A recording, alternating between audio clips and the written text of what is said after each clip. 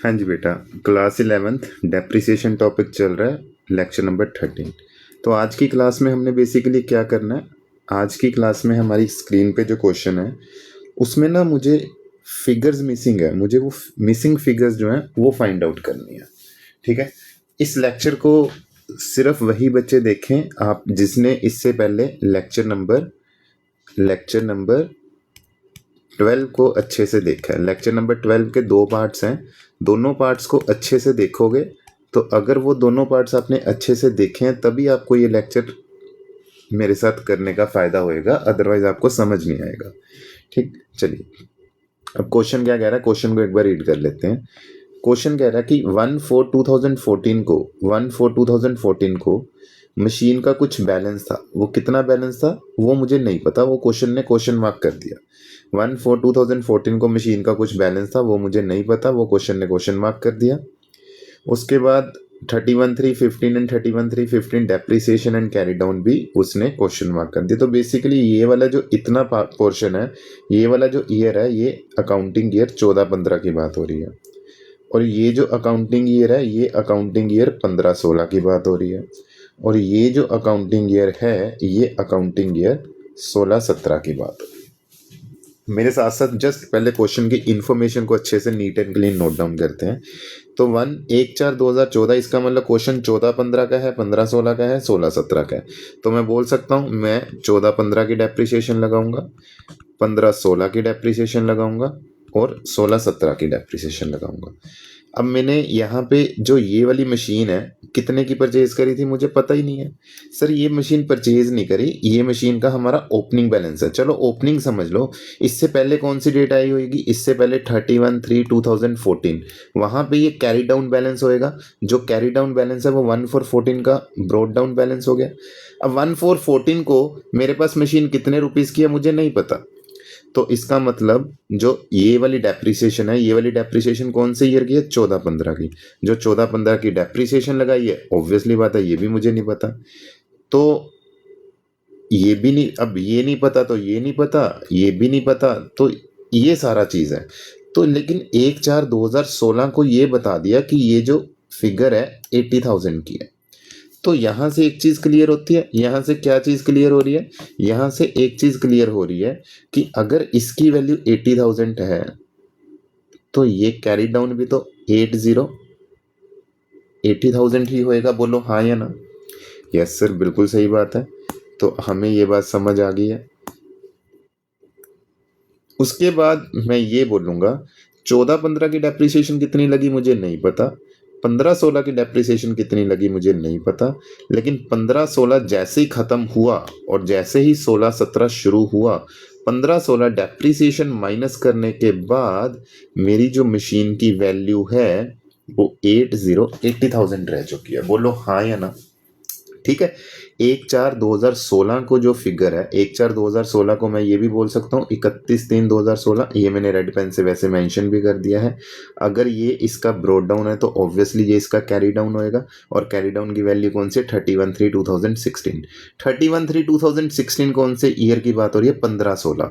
तो 15-16 की depreciation charge करने के बाद मेरी जो मशीन का कैरी डाउन वैल्यू है वो 80,000 है। क्वेश्चन में एक ही मशीन है, कोई दूसरी मशीन नहीं है, तो एक ही मशीन जिसकी वैल्यू 80,000 यहाँ पे रह चुकी है, वही मशीन का इन्फॉर्मेशन मैं यहाँ पे रिकॉर्ड कर रहा हूँ। मशीन कितने की है नहीं मालूम, 14-15 की डेप्रिसिएशन कितनी है नहीं मालूम, 15-16 की डेप्रिसिएशन कितनी है नहीं मालूम, लेकिन 15-16 की डेप्रिसिएशन के बाद उस मशीन की जो वैल्यू है वो 80,000 रुपीज़ रह चुकी है। इतनी बात हमें समझ आ गई। ठीक है सर, ये बात समझ आ गई। एक बार क्वेश्चन की और इन्फॉर्मेशन देख लो। क्वेश्चन में 10% के हिसाब से आपको डेप्रिसिएशन चार्ज करना है। ओके, कहता ऑन 1/7/2016, 1/7/2016 कौन से ईयर की बात हो रही है, 16-17 की। अब 16-17 में क्या हो रहा है, 16-17 में दे सोल्ड, 16-17 में क्या हो रहा है, they sold half of the machine eight A loss of 2,000। मतलब कि उन्होंने जो हमारे पास ये वाली मशीन है, ये वाली मशीन का हाफ पोर्शन, क्वेश्चन कह रहा है मैं सेल कर दिया, कितने के हिसाब से, एट लॉस ऑफ 2,000 रुपीज़। चलो कोई दिक्कत नहीं, हमें ये भी बात अच्छे से क्लियर हो जाएगी, कोई प्रॉब्लम वाली बात है ही नहीं है। उसके बाद क्वेश्चन की इन्फॉर्मेशन को थोड़ा सा और देखो। 1/4/2016 16/17 में एक मशीन सेल हुई थी। जब भी कोई मशीन सेल होती है उसके ऊपर 3 काम होते हैं, एक तो डेप्रिसिएशन लगी होती है, एक वो सेल की वैल्यू लिखी होती है, एक वो लॉस की वैल्यू लिखी होती है। ये बात समझ आ गई। तो और क्या हुआ है आपको पता, 16/17 में क्वेश्चन ने एक नई मशीन और परचेज किया। ओ, तो इसका मतलब ये है कि क्वेश्चन में एक और नई मशीन परचेज हो रही है, क्वेश्चन में एक और नई मशीन परचेज हो रही है। तो अगर क्वेश्चन में एक और नई मशीन परचेज हो रही है वो भी आपको अपने ध्यान में रखना है इस क्वेश्चन में। उसके बाद डेप्रिसिएशन कितनी लग गई, ये डेप्रिसिएशन क्वेश्चन ने मुझे बता दी 8750। ये कब लगी है, ईयर के एंड के ऊपर जो डेप्रिसिएशन है ये वो डेप्रिसिएशन है। तो अभी तक कुछ नहीं करा, अभी तक जस्ट मैंने आपके लिए क्वेश्चन रीड करा है और कुछ नहीं करा। और क्वेश्चन की रीड करके मुझे ये इन्फॉर्मेशन पता चली, लेक्चर नंबर 12 में जो हमने एक कहानी सीखी थी उसके बेसिस पे मैं आपको इस x की वैल्यू फाइंड आउट करने की हेल्प करूंगा।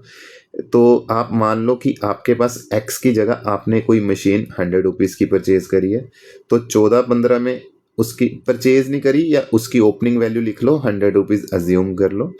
उसकी 14/15 की डेप्रिसिएशन 12 महीने की लगेगी, और 15/16 की डेप्रिसिएशन भी 12 महीने की ही लगेगी। जैसे यहाँ पे और यहाँ पे वो सेल हो गया था 1/7 को, तो 3 मंथ की डेप्रिसिएशन लगेगी। मुझे यहाँ पे सिर्फ 15/16 तक का ही इंफॉर्मेशन चाहिए, क्योंकि मुझे यहाँ पे x की वैल्यू फाइंड आउट करनी है। तो 10 रुपीज़ ये है, 10 रुपीज़ ये है, तो ये कितना रह जाएगा 80 रुपीज़। अब यहाँ पे यूनिटरी मेथड लगा देता हूँ। अगर x की वैल्यू 80,000 रुपीज़ रह जाती है, तो अगर x के सिमिलर डेट के ऊपर मैं एक वैल्यू अज्यूम कर लेता हूँ 100, तो 100 की सेम डेप्रिसिएशन, जैसे x की डेप्रिसिएशन लगा के वो 80,000 का रह गया था, सिमिलरली 100 की डेप्रिसिएशन लगा के वो 80 रुपीज़ का रह गया था। तो क्रॉस मल्टीप्लाई कर देता हूँ, तो 80x that is equal to 80,000 multiply by 100। Therefore x is equal to 80,000 multiply by 100 by 80। ठीक है, तो आपकी जो वैल्यू है वो कितनी आ जाएगी 1 लाख रुपीज़। तो यहाँ पे एक चीज़ क्लियर होगी, जो मशीन की x ये वाली जो वैल्यू है ये 1 लाख रुपीज़। सबसे पहले तो इस चीज़ को अंडरस्टैंड करके बताओ, क्या आपको ये चीज़ क्लियर होगी कि जो टू बैलेंस ब्रोड डाउन है वो मेरे क्वेश्चन में 1 लाख रुपीज़ का है, ये मैंने फाइंड आउट कर लिया है। ठीक है, अब इतनी बात जैसी हो जाती है तो राजे ये सारा पोर्शन अब मैं इरेज कर दूंगा, क्योंकि मैं ये जो सारा कुछ लिखा है ये सारा कुछ मैंने x की वैल्यू फाइंड आउट करने के लिए लिखा है। अब मैं इन सबको इरेज कर दूंगा, क्योंकि मुझे x की वैल्यू चाहिए थी। x की वैल्यू मैंने फाइंड आउट कर ली है, x की वैल्यू मैंने फाइंड आउट कर ली है, और x की जो वैल्यू है वो क्वेश्चन में 1 लाख रुपीज़ आ चुकी है। अब क्या करना है, अब उसके बाद अगला स्टेप करना है। अब मुझे ये पता है कि मैंने 14/15 में मेरे पास एक मशीन है जिसकी वैल्यू 1 लाख है, लेकिन याद रहे इसका आधा पोर्शन सेल हो जाता है, आधा पोर्शन बच जाता है। तो मैं इंफॉर्मेशन 2 पार्ट्स में लिख लूंगा, एक 50,000 के पार्ट में लिख लूंगा, एक 50,000 के पार्ट में लिख लूंगा। अभी बहुत इंपॉर्टेंट पॉइंट आने वाला आगे, तो मेरे साथ साथ ध्यान से चलना आपने। 14/15 की डेप्रिसिएशन लगेगी, 15/16 की डेप्रिसिएशन लगेगी, 16/17 की डेप्रिसिएशन लगेगी, इसके ऊपर भी 12 महीने की लगेगी, इसके ऊपर भी 12 महीने की, इधर भी 12 महीने की, इधर भी 12 महीने की, इधर भी 12 महीने की। लेकिन याद रहे 16/17 में हमने एक और मशीन खरीद ली थी। कितने की खरीदी है वो अभी मुझे नहीं पता। हाँ, उसकी जो डेप्रिसिएशन है वो लग जाएगी, वो 9 मंथ की लग जाएगी। ध्यान में रहे। सर क्यों, आपको क्यों नहीं पता कि हमने मशीन कितने की खरीदी है? मैंने कहा ये देखो टू कैश, कैश के साथ क्वेश्चन मार्क लिखा हुआ। अब कितने की खरीदी है ये तो मुझे नहीं पता ना। ठीक है, नहीं पता। कब खरीदी है? 1/7/2016 को, बोले तो 16/17 में। अगर मैं बात करूं डेप्रिसिएशन की, तो जो मशीन नई परचेज करी है उसके ऊपर जो डेप्रिसिएशन है वो 9 मंथ की लगेगी। कौन कौन से 9 मंथ? 1/7 को परचेज करा तो 7, 8, 9, 10, 11, 12, 1, 2 एंड 3, टोटल 9 मंथ्स की डेप्रिसिएशन लग जाएगी। चलो सर एक बार क्वेश्चन को चलाते हैं, लेट्स सी आगे क्या बनता है। ये 5,000 लग गया, ये 5,000 लग गया। ध्यान में रहे, यहाँ पे 3 मंथ की डेप्रिसिएशन लगेगी। 3 मंथ्स की अगर डेप्रिसिएशन की बात हो रही है तो यहाँ पे जो डेप्रिसिएशन लगेगी वो 1250 के हिसाब से लगेगी। तो इसकी वैल्यू क्वेश्चन में कितनी रहेगी? 45,000। इसकी वैल्यू रहेगी 40,000। अब इसकी वैल्यू रहेगी 38,750। अब 38,750 2,000 रुपये के नुकसान के ऊपर सेल हो रहा है, तो देयरफॉर मैं बोल सकता हूँ कि वो जो सेल हुआ है 36,750 के हिसाब से सेल हो गया। तो यहाँ पे जो कैश का क्वेश्चन मार्क है दैट इज 36,750। सर ये भी बात हमें क्लियर होगी कि ये जो मशीन है 36,750 रुपीज़ की सोल्ड आउट होती है। ठीक है, तो यहाँ पे 3 महीने की डेप्रिसिएशन कितनी लगाई है 1250। तो ये भी पता चल गया इस क्वेश्चन मार्क का जो आंसर है वो है 1250 रुपये। ये भी क्लियर हो गया। ठीक है जी, तो ये सारा कुछ क्लियर हो गया। ये 1 लाख है। अब 14-15 की अच्छा इसके ऊपर डेप्रिसिएशन लगा दो बेटा 5,000 ये, 5,000 ये और 5,000 ये।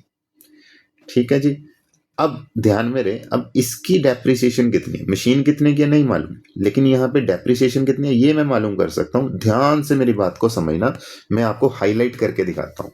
ये बताओ, ये वाली जो डेप्रिसिएशन है, ये वाली जो डेप्रिसिएशन है, ये वाली मेरे बेटे जो डेप्रिसिएशन है, ये डेप्रिसिएशन कौन सी है 8750, ये कौन सी डेप्रिसिएशन है, जल्दी बोलो ये कौन सी डेप्रिसिएशन है, जल्दी बता दो मुझे। सर ये पता कौन सी डेप्रिसिएशन है, ये डेप्रिसिएशन है जो मशीन आधी रिमेनिंग पड़ गई थी, जो अभी सोल्ड आउट नहीं हुई, बोले तो ये वाली मशीन, एक तो उसकी डेप्रिसिएशन है, और इस 8750 में जो ये मशीन है, जो ये एक्स वाली मशीन है, इसकी डेप्रिसिएशन है। तो ये 8750 को अगर मैं हाईलाइट करूं, 8750 जो है ना वो इसको मिला के और इन दोनों को मिला के 8750 बना है। नहीं सर तो ये बताओ फिर ये कहाँ पे है, मैंने कहा ये 1250 तो यहाँ पे लगा दिया ना मैंने, 1250 तो यहाँ पे लगाया हुआ है मैंने। तो ये तो ईयर के एंड की डेप्रिसिएशन है। अब ईयर के एंड पे तो उसी की डेप्रिसिएशन लगेगी ना जो मशीन मेरे पास बची हुई है। सर 16-17 में एक ये डेप्रिसिएशन लगी, एक ये डेप्रिसिएशन लगी और एक ये डेप्रिसिएशन लगी। जो ये वाली डेप्रिसिएशन है ये तो मैंने ड्यूरिंग द ईयर मशीन को सेल कर दिया था, तो डेप्रिसिएशन भी ड्यूरिंग द ईयर लगा दी थी। तो ये 5,000 और ये वैल्यू मुझे पता नहीं है, इन दोनों का जो टोटल है डेट इज 8750। अब मुझे ये बताओ, अगर इन दोनों का टोटल 8750 है तो यहाँ पे एक वैल्यू लिख सकता हूँ। यहाँ पे सर मैं क्या वैल्यू लिख दूंगा, यहाँ पे मैं वैल्यू लिख दूंगा मेरे बेटे 3750। तो ये स्टार मार्क कर दिया कि ये 3750 कहाँ से आया है, इस 8750 की हेल्प से। अब ये बात क्लियर होगी। अब ये बताओ मशीन कितने की खरीदी थी, मशीन नहीं मुझे पता कितने की खरीदी थी, तो मैं एक आपको एग्जांपल बता देता हूँ। एक मशीन को मैं मान लेता हूँ मैंने एक्स की खरीदी है, रेट ऑफ डेप्रिसिएशन क्वेश्चन में 10% का है और क्वेश्चन में 9 मंथ की डेप्रिसिएशन लगी है, और डेप्रिसिएशन की जो वैल्यू है वो है 3750। बड़ा आसान पार्ट बन गया। मशीन की वैल्यू पता नहीं, एक्स ले लिया, उसके ऊपर मैंने 10% का रेट ऑफ इंटरेस्ट लगा दिया, 9 मंथ की मैंने डेप्रिसिएशन लगा दी और डेप्रिसिएशन की जो वैल्यू है वो निकल कर आ गई है 3750। तो यहाँ पे मैं x की वैल्यू निकाल लूँ तो x की वैल्यू कितनी बन जाएगी 3750 multiply by 100 multiply by 12 divided by 10 and 9। तो 3750 multiply by 100 multiply by 12 divided by 10 and divided by 9। तो यहाँ पे मैं x की वैल्यू फाइंड आउट कर सकता हूँ कि ये मैंने पक्का 50,000 रुपये की खरीदी होगी, 50,000 रुपये की खरीदी होगी। मैं यहाँ पे क्रॉस वेरीफाई भी करके दिखा देता हूँ। अगर मैं कोई चीज़ 50,000 की परचेज करता हूँ, उसके ऊपर 10% के हिसाब से डेप्रिसिएशन जो 9 मंथ की लगेगी वो लग जाएगी 3750। ठीक है, तो यहाँ पे मुझे क्लियर हो गया कि मैंने मशीन 50,000 की खरीदी होगी।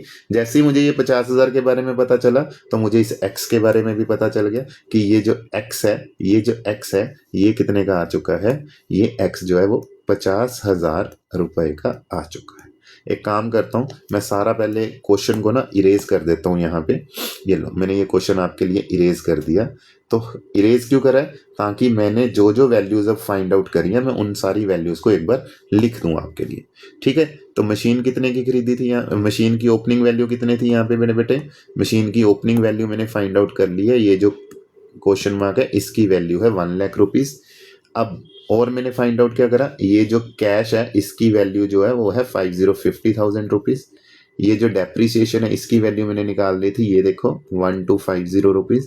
कितने में सेल हुआ था 38,750 में, 2,000 का नुकसान हो गया था, देयरफॉर 36,750 में ये मैंने सेल कर दिया था। अब ये बताओ अगर ये 1 लाख है तो 14-15 की, ये 14-15 की बात हो रही है। 14-15 की डेप्रिसिएशन एक ये रही, एक ये रही, टोटल 10,000 रुपये। तो इसकी वैल्यू आ जाएगी 10,000 रुपये। अगर इसकी वैल्यू 1 लाख है, इसकी वैल्यू 10,000 है, तो कैरी डाउन ऑब्वियसली 90,000 हो जाएगा। जो कैरी डाउन 90,000 है तो ब्रोड डाउन भी 90,000 हो जाएगा। अब 15-16 में एंटर कर चुका हूँ। 15-16 में ये 5,000 और ये 5,000, टोटल 10,000 रुपये की ये डेप्रिसिएशन है। तो कैरी डाउन 80,000 है। यही कैरी डाउन अगले साल का ब्रोड डाउन बन जाएगा। ये मैंने फाइंड आउट कर लिया, ये भी कर लिया, ये भी कर लिया। ये दो वैल्यूज मुझे क्वेश्चन में गिवन है। कैरी डाउन में फाइंड आउट कर लूंगा। कैरी डाउन कैसे फाइंड आउट करूंगा? इन दोनों का टोटल लगा के। इसका टोटल कितना बन गया? 130। 130 में से ये सारी फिगर्स को माइनस कर दूंगा। अब मैं क्या कर रहा हूँ? अब सर 1,30,000 में से माइनस कर रहे हैं 1250, माइनस कर रहे हैं 36,750 और माइनस कर रहे हैं 2000 एंड माइनस कर रहे हैं 8750 और माइनस करके जो वैल्यू आ गई 81,250 आ गई। तो ये एक क्वेश्चन है आपके सामने। क्वेश्चन मैंने कैसे सॉल्व करा? सबसे पहले मैंने ये फाइंड आउट करा कि ये जो 1 लाख की वैल्यू, इसको मैंने x अज्यूम करके सॉल्व करा था। मैंने इरेज कर दिया, उससे पहले आपको सिखाया था। सबसे पहले इस 1 लाख की वैल्यू को फाइंड आउट कर लो, उसके बाद क्वेश्चन आपका ऑटोमेटिकली चलना स्टार्ट हो जाएगा। ठीक है, जिसको कम समझ आए वीडियो को एक बार दोबारा देख लेना। अच्छा, जिसको अच्छे से समझ आ गया उसके लिए मैंने आपको एक और क्वेश्चन दिया है। ये आपका क्वेश्चन आपकी स्क्रीन के ऊपर है, आप इसको सॉल्व करना। सॉल्व करने के बाद कोई दिक्कत आएगी तो मुझे बताना, मैं आपको इसका सोल्यूशन प्रोवाइड कर दूंगा। तो सिमिलर क्वेश्चन ही है, तो आपने इस क्वेश्चन को सॉल्व करके इसकी फिगर्स को फाइंड आउट करने की कोशिश करनी है। ठीक है, जिसका ये भी हो जाएगा उसके लिए एक और क्वेश्चन है। ये लो, ये क्वेश्चन नंबर 3 मैंने एक और रख दिया। ये भी सिमिलर मिसिंग फिगर का ही क्वेश्चन है, आप इसको भी सॉल्व कर सकते हो। कोई दिक्कत आएगी तो मुझे बताना इसके बारे में। ठीक है बेटा जी, चलिए।